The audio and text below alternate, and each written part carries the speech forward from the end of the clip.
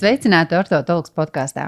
Ja tev kādreiz bijušas sāpes plecā, esi jutis, ka roku vairs nevar pacelt kā agrāk, vai esi apsvērs pleca operāciju, šī epizode noteikti būs tev vērtīga. Šodien runāsim par vienu no biežākajām, bet diemžēl arī visvairāk ignorētajām pleca locītavas problēmām – rotatoru manšetes plīsumiem. Kāpēc šīs cīpslas plīst, kā to pamanīt, ārstēt un pats galvenais – kā to novērst? Uz sarunu aicinājām ortoklīnikas traumatologu ortopēdu doktoru Andreju Pinugēju, kurš mums palīdzēs rast atbildes uz šiem un vēl citiem jautājumiem. Labdien, doktor! Labdien! Pirms sākam runāt par pleca traumām, neliels ekskurs par anatomijā. Kas vispār ir rotatora manšete, kur tieši šīs cīpslas atrodas un kāpēc tās ir tik svarīgas mūsu pleca kustībai un stabilitātei? Rotatora manšetes ir sastāv no 4 cīpslām. Visas tās cīpslas atrodas dziļumā pie pašas locītavas, un no ārpuses viņus nevar sataustīt. No ārpuses viņus nevar nekādīgi tā taustot, ietekmēt vai kaut ko tam līdzīgu izdarīt. Tas ir 4 cīpslas, viena nāk no augšas, otra no augšas, no aizmuguras, no apakšas un no priekšpuses. Sapūstot kopā, izvedot tādu kā manžetīti, kura tur kopā visu plecu. Un viņi ir ārkārtīgi svarīgi, jo viņi centrē pozīciju augšdelma galvaņi pret lāpstiņu. Tāda veida nodrošina pareizu rotācijas centru. Viņi nodrošina to plecu locītavas rotācijas centru. Un tad, kad mums roku jāceļ uz priekšu, protams, mēs to varam daļai arī veikt uz ārējiem muskuļiem, kuri lielāki un stiprāki ir. Bet, lai būtu pareizas kaulu attiecības, ļoti svarīgi ir tie rotatori. Kāds ir jūsu pieredzē raksturīgākais pacients ar rotatoru manšetes plīsumu? Pacienti ir dažādi. Ir gan jauni pacienti, gados jauni, gan profesionāli sportisti, gan parasti cilvēki, gan vīrieši, gan sievietes. Problēma ir tāda, ka klasiskās sūdzības ir tādas, ka nevienmēr ir trauma. Bieži vien sāp naktīs. Sāpe izstaro, pat nesāp pats plecs, bet sāpe ietek uz leju, izstaro pa augšdelmu. Parasti tas ir sāpa augšdelmā ārējā virsmā vai pa biceps cīpsu izstaro uz leju. Periodiski arī dažreiz pacienti redzim to, ka roka parasti kaut kādi tirpoņi. Tā sāpa var būt tik stipra, ka arī parastas klasiskas zāles, ka ibumetīns vai analgīns nepalīdz. Bet arī ir pacienti, kuri spēj tolerēt to sāpi. Ja atceramies, ka katram no mums ir savs sāpju slieksnis, un viena un tā paša sāpe rada ļoti izteiktu diskomfortu, otrais viņu neraksturo kā sāpe pat. Ir arī pacienti, kuriem kādreiz plecs sāpē, bet viņš iemācījies ar viņu sadzīvot, un it kā viss ir ok. Un viņam pašam sūdzību nav. Bet tādu pacientu, jo vizuāli paskatīties, kā viņš roku ceļ uz sāniem vai kā viņš roku ceļ uz priekšu, var pamanīt to, ka viņš vienkārši iemācījies sevi kompensēt. Un tur tā lielāka problēma ir ar vīriešiem. Vīriešiem nekad nekas nesāp. Vīrieši ir stiprais dzimums un mēģina to sāpi tolerēt, nevienam par to nestāsta. Un, ja tiešām pie tevim ir atnācis jau vīrietis ar izteiktam sāpēm pēc locītavas, tas nozīmē to, ka tev tiešām tur ir problēma. Jūsu novērojumi, kādi ir tie biežākie un raksturīgākie notikumi, kuros cilvēki gūst tieši šos plīsumus? Pirmais ziemas periods. Pasvadēja kāja, krita uz elkoņa. Respektīvi, ka tu atciti elkoņu un tāda veida tev plecs neapzināti tiek paraustīts uz augšu. Tas ir viens. Tad vienkārši tie rotatori mehaniski sasitās starp kauliem un vienkārši ieplīst. Otrais raksturīgākais ir, es pateiktu tā, ka bez traumas, kad cilvēkam ir ļoti daudz un biežas viendabīgas kustības. Logu mazgātāji, frizieri, pavāri, tad, kad rokas tiek celtas uz augšu un turētas ilgstoši uz augšu. Un kaut kāda brīdi notiek neliela mikrotrauma, rāviens aiz rokas vai priekšmets krīt, cilvēks mēģina viņu noķert. Tad sajūta vienu brīdi tādu asāku sāpi, pēc tam tā sāpe arī turpinās. Un trešais, kas obligāti arī jāskatās salīdzinoši jauniem aktīviem cilvēkiem, ir bijusi acīm redzamā trauma tāda kā pēc locītavas mežģījums. Jo, diemžēl, arī rotatori plīst pēc locītavas mežģījumiem. Ja bijis cilvēka mežģījums, vienmēr un obligāti jātaisa magnētiskā rezonanse pēc locīta vai pareizi izvērtēt tos aplisušas struktūras, jo 99,9% gadījumos pēc locītos mežģījuma kaut kas ir noplīsis. Kā cilvēks var saprast, kad iespējams ir plīsus šī pleca cīpsla, tie simptomi? Ir nākt sāpes. Pirmais, jo pa dienu cilvēki parasti nejūt. Viņi parasti saka to, ka man sāp naktīs vai sāp miera stāvokli. Otrais, viņš jūt vājumu rokai. Ja agrāk viņš ar to roku viegli varēja turēt smagu priekšmetu virs galvas, tagad viņš jūtas nedroši. Jā, tā kā roka ir vājāka, nedroša un tā. Trešais, to var pateikt cilvēki no malas, kuri uz viņu skatās, savādāk veids ierastas kustības. Viņš, piemēram, roku ceļ nevis caur sānu, bet drusciņu viņu pabīdot uz priekšu, ceļ vairāk caur priekšpusi. Vai roku griež uz āru, nevis ar pašu roku, bet pagriežot visu ķermeni. Tā. Orto klīnikā šobrīd norisinās pētījums par pleciem, kuram aicinām pievienoties arī Latvijas iedzīvotājs. Bet šajā pētījumā aicinām tos, kuriem nav sāpes, sūdzības vai traumas pleca apvidū. Vai tas nozīmē, ka rotatora manšetes cīpsla plīsuma var būt pilnīgi bez sāpēm, un vai tiešām ir iespējams, ka cilvēkam ir šāds plīsums, bet viņš pat par to pats nezina? Tiešām ir tāda cilvēku grupa, kuriem rotatori ir vai nu daļēji ieplīsuši, vai pat pilnīgi cīps ir saplīsusi, bet uz kaut kāda rēķina pacients sevi kompensē. Tas var būt, un visbiežāk tā kompensācija notiek uz citu muskuļu rēķina. Tas nozīmē to, ka to plīsušo muskuļu funkciju pārņem uz sevīm citos slaņos, citi muskuļi. Vai tas ir veselīgi? Droši vien ilgtermiņā tas veselīgi nav. Ja runiet par gadiem uz priekšu, jo tik un tā tiek izjaukta muskuļa disbalans dziļumā pleca locīta, un tas rotācijas centrs viņš tiek nobiedīts, kas var veicināt osteoartrīta attīstību. Bet kā īslaicīgs risinājums, gads, 2, 3, ja cilvēkam ir iespēja šāda veida sevi kompensēt, un viņš nevar atļauties tagad un uz dotu brīdi operēties, tad, un viņš dzīvo bez sāpēm, tad, protams, var gaidīt, bet jābūt novērošanai, dinamiski jānāk pie doktora, jātaisa sonogrāfijas, jāskatās, vai tas plīsums nepalielinās, vai netiek skartas blakus esošas cīpslas vai kaut kādas citas struktūras. Jo kādreiz tas kompensācijas spējas var izcīkst, un tad mums vienas cīpslas, plīsušas cīpslas vietā jau būs 2. Kur cilvēki var meklēt palīdzību, ja izjūt, ka ar plecu vairs nav kaut kas kārtībā, un kāds būtu pareizais rīcības plāns, ja gūtu pleca trauma? Izrunāsim 2 situācijas. Ir trauma, nebija traumas. Pirmā situācija – cilvēkam notika trauma. Cilvēkam ir visas tiesības uzreiz pirmajā diennaktī griezties jebkura medicīniska iestāde uz traupunktu, un obligāti ir bijusi trauma jāuztaisa rentgens.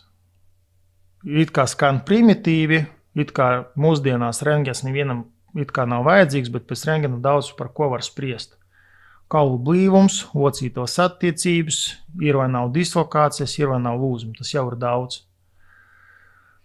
Tad tālāk, kā screening metode, kas ir ātra, vēti un daudz kur pieejama, tā ir ultrasonogrāfija. Uzreiz pierakstamies uz pleclocīto sonogrāfiju, uztaisam. Sonogrāfija dos mums galveno atbildi. Ir plīsušas mīkstu struktūras vai nav? Ja mīkstu struktūras nav plīsušas, gaidam, lietojam nesturētas pretiekusumu līdzekļus, fizioterapija, fizikālā terapija. Un tad, ja mēneša laika labi nav, griežamies pie traumatologa. Pie traumatologa pierakstamies laicīgi, jo vienmēr vieglāk ir atrakstīties no tā pieraksta, nekā pēc tam akūti meklēt palīdzību. Ja sonogrāfiski tika apstiprināts, rentgenam viss ir kārtība, bet sonogrāfiski tika apstiprināts cīpslas plīsums, tad uzreiz griežamies pie traumatologa ortopēda, lai risinātu šo problēmu. Jāskatās, cik liels tas plīsums ir, cik viņš ir plašs, kāda konfigurācija. Tad, lai precizētu to diagnozi, visdrīzākā speciālista arī nozīmēs nākotnē magnetisko rezonanci. Ja pacientam nebija traumas, spontāni pārslodzes dēļ vai kaut kāda cita iemesla dēļ sāk sāpēt plecs, jāsaprot, kas atvieglo to sāpi, vai tas ir kaut kāda piespiedu poza, vai lakatiņš, vai ortoze, vai zāles. Jāsaprot to, vai pacientam izdodas pilnīgi likvidēt to sāpi vismaz uz kaut kādu periodu. Ja pacientam nedod slodzi un pēc 2-3 dienām sāpe pilnīgi pāriet, viņš jūtas pilnīgi vesels, tad diez vai tas ir kaut kāds plīsums, tas ir visdrīzāk ir iekaisums. Ja pacientam tomēr nav tādas ārstēšanas plāna un nekas viņam nelīdz, uzreiz jāgriežas pie traumatologa ortopēda. Tad klīniski daudz ko var izvērtēt, un tad arī jāskatās, vai tur ir lietderīgi taisīt sonogrāfiju, vai tur tomēr jāuztaisa magnetiskā rezonanse. Dažreiz pacienti meklē otru speciālistu viedokli. Kā jūs vērtējat, kā ārsts, vai tas palīdz pacientam, vai tieši pretēji var radīt lielāku apjukumu un neskaidrību? Es domāju, ka tie pacienti, kuri neusticās speciālistiem, pie kuru viņi iet, tad viņi arī meklē citu speciālistu. Tad viņi arī meklē kādu citu ārstu, kurš pateiks viņam to, ko viņi grib dzirdēt. Skaidrs, ka katram no mums ir tiesības uz otro vai pat trešo viedokli, man nav nekādu iebildumu, mēs visi esam cilvēki, es tāpat arī daru situācijas, kuras es neesmu profesionāls, es vienmēr paskatos, paklausos vienu viedokli, paprasu otro viedokli, trešo. Man nav nekādu iebildumu, ja tas ir kolēģis, pie kuru pacients ir izvēlējis, pie kuru viņš ir aizgājis. Žēl tos pacients, kuri daudz savāsās internetā. Jo internetā ir ļoti daudz informācijas, kuru ļoti grūti pareizi izvērtēt, ļoti daudz nepareizas informācijas, un tad pacienti jau ir izlasījusi daudz ko, nāk pie teviem noskaņot uz kaut kādu konkrētu ārstēšanu, un tev ir ļoti grūti un daudz laika aizņem vienkārši viņus pārliecināt, ka jums nav tā situācija vai jums nav tā diagnoze, par kuru jūs lasījat, ka jums absolūti kaut kas cits ir. Un tad pacientam rodas neusticība, un tad viņš meklē 2., 3., 4. viedokli. Vai ir alternatīva ārstēšana pie plecu cīpslas plīsuma, vai tomēr vienmēr ir nepieciešama operācija ķirurģiski jau iejaukšanās? Nē, nevajag operēt vienmēr. Operācija tas ir tāds galīgais variants. Viss ir atkarīgs no tā, ko pacients grib un kura vecuma pacients atrodas. Pirmā grupa – jauni aktīvi pacienti. Viņš grib sportot, viņš ikdienu ir aktīvs, un ja viņam roka sāp katru dienu, skaidrs, mēs varam pavilkt laiku, ja tur ir strukturāls bojājums, taisēt kaut kādu veidu injekcijas pēc locītu, atsapināt, sēļot, daudz kaut ko citu, bet ja pacients ir aktīvs un viņš ir jauns un viņš grib atlikušu dzīves laiku pavadīt, nedomājot par to roku, labāk izoperēties. Grūts lēmums. Piekrītu, grūti to apzināties, grūti saprast to, ka tev pusgadu vismaz būs rehabilitācija, bet ilgtermiņā paies gads, 2, 5, 10, noteikti rezultāti būs labāki. Otra pacientu grupa, piemēram, pacienti 65, 70 gadi, kuri jau bauda dzīvi, īpaši nesporto, maksimāli, sporta aktivitāti ir vakaros pastaigāties ar sunīti vai savākties ar draugiem kaut kāda bārā, izdzert vīna glāzi un viss. Skaidrs, ja tas pacients, viņš netaisas būt aktīvs un viņš ar mieru sadzīvot ar to sāpju un viņš apzinās to, ka periodiski pēc viņam iesāpēsies, līdz ar to viņam plauktiņā vai kabutiņā vienmēr jātur kaut kādu presāpu pretiekaisumu tabotīti. Nav nekāda varianti, nav nekāda tur iebildumi, mierīgi gaidam, skatāmies. Ja varat sadzīvot, sadzīvojam, bet lūdzu nepazūdam no redzes loka. Reizi pusgadā taisam sonogrāfiju, nākam pie specialista uz kontroli. Jo šeit ļoti svarīgi šo problēmu plīsumu arī kontrolēt. Cīpslas plīsums spontāni, ja runājam par rotatoriem, nesauks. Ja tas ir pilna biezuma plīsums, viņš nesauk. Viņš ar laiku var tikai palielināties. Un, lai laicīgi noķertu to momentu, kad viņš paliek lielāks, līdz ar to tas var izraisīt lielākas problēmas nākotnē un nopietnāku ārstēšanu, tādu kā endoprotezēšana pēc locītu vai. Lai tās tik tālu neaiziet, vienkārši regulāri pusgadu atnāciet uz kontroli un tad panovrējam to roku, to plecu. Ja mēs redzam to, ka situācija dinamikā pasliktinās, pagāja 2 gadi, viss bija ok, plīsums nepalielinājās, cīpslas struktūra bija normāla, bet kaut kāda brīdi tas sāk palielināties, plīsums, cīpslas sāk mainīties, sagatavojamies operāciju. Tas nav steidzami, tas ir pusgada laika, 3-4 mēnešu laika, bet uztaisim to operāciju, jo ilgtermiņa rezultāti būs labāki. Ja šo posmu palaist, cilvēkam ir konstatēta diagnoze, ka nesāp, stipri, gatavs un mierīgi mēģinot ar to sadzīvot, paies 5, 6 gadi, ja viņš ir bez dinamiskas novērošanas, viņš pēc tam pie teviem atnāk, un tas plecs pats par sevi jau ir izmainīts. Nemanājumi noplis otra cīpsla, nemanājumi sāk attīstīties pēc locītos osteoartrīts, nemanāmi cīpslai ir izmainīta apusiņošana, cīpsla atrofējās, un tad jau to cīpslu nevar piešūt. Un vienīgais risinājums tas ir plecu locītos endoprotezēšana. Ja pacients dodas uz operāciju, kas viņu sagaida un ar ko viņam ir jārēķinās? Visbiežāk mēs to darām artroskopiski. Tas nozīmē to, ka cilvēkam nav nekāda liela grieziena. Tas ir mini invazīvs ar maziņu caurumiņu plecu locīto. Tas ir no 3 līdz 5 caurumiņiem. Slimnīca pacients pavada 1 diennakti. No rīta viņš iestājas slimnīcā, nākamā rīta mēs viņu laižam mājās. Operācijas ilgums 1,5 stunda, 1,5 stunda. Operācija notiek zem vispārējas anestēzijas, jo pacients guļ operācijas laika, viņš neko nedzird, neko nejūt. Aktīva rehabilitācija sākās aptuveni pēc 2-3 nedēļām no operācijas brīža, un tā rehabilitācija turpinās līdz pusgadam. Tas ir ilgs laika posms, un skaidrs, ka varbūt pat pirmajās nedēļas pēc operācijas pacientam tā roka arī pasāpēs, un vajadzēs arī citu cilvēku palīdzību, vai tur apģērbties, vai tur sevi sakopt. Bet vienītam tā situācija labojas, kustība amplitūda, dinamika palielinās, un es varu pateikt tā, kā sadzīvē, vai pacients jūtās komfortabli priekš sevīm. Tas ir 3-4 mēneši pēc operācijas. Ja runa iet par kaut kādu sportošanu, tas ir 6-9 mēneši. Ja runa iet par profesionāliem sportistiem, tas atkarīgi no sporta veida, tas varētu pat drusciņi ilgāk aizņemt. Un automašīnas vadīšana pašam?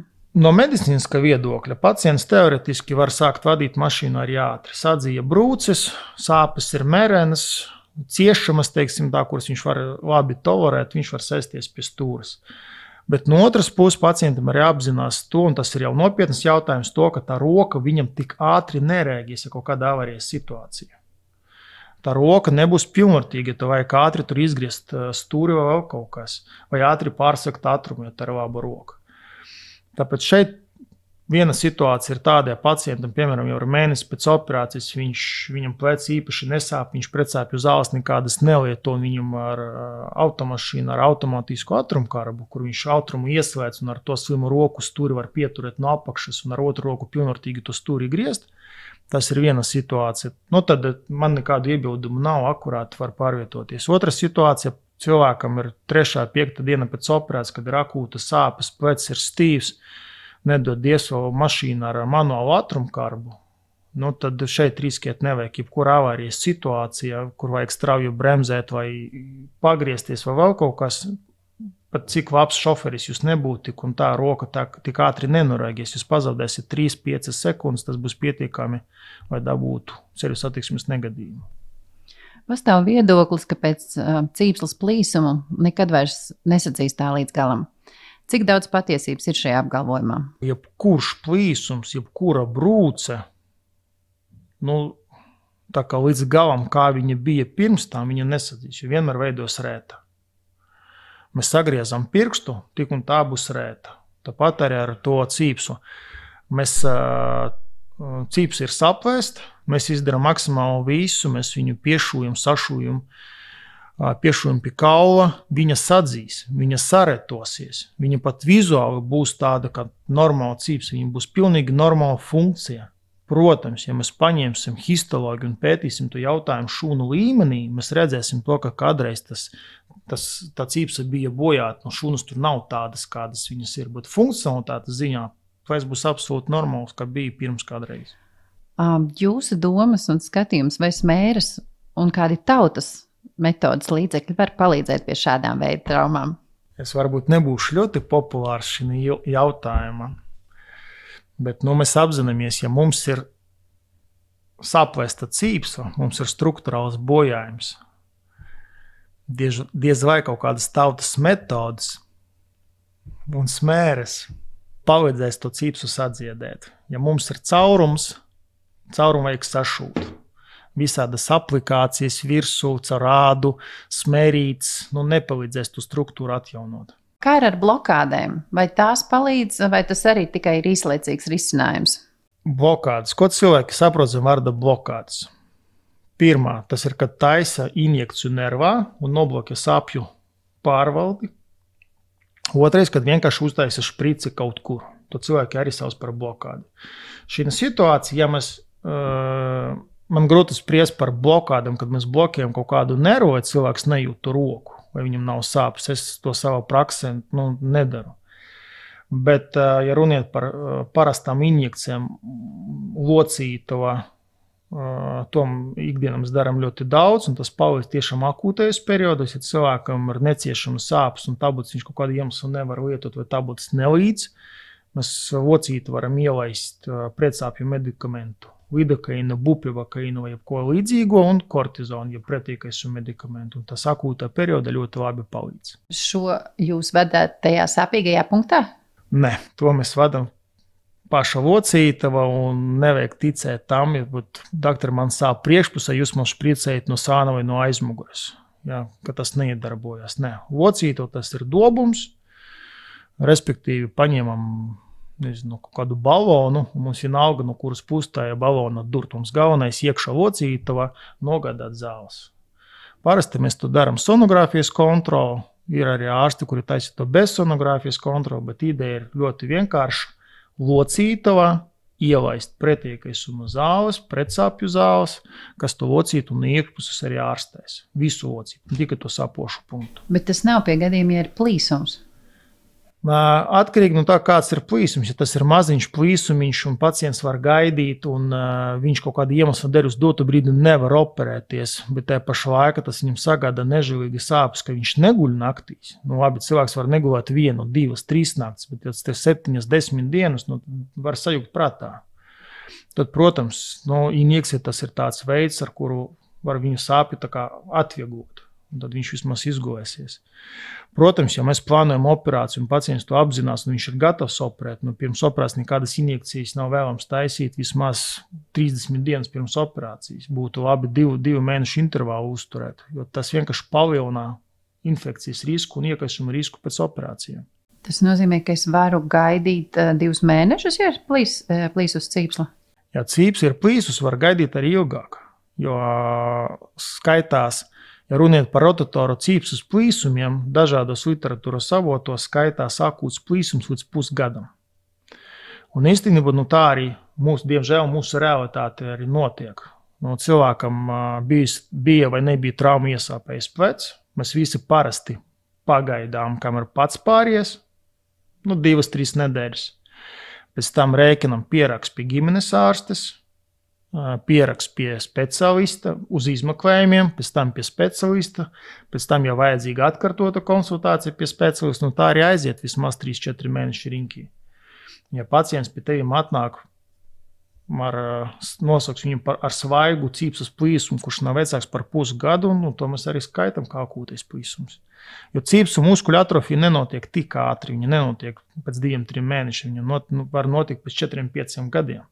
Neatgriezeniski bojājumi pēc locīto arī attīstās pēc kaut kādiem 3-5, varbūt ilgāk gadiem.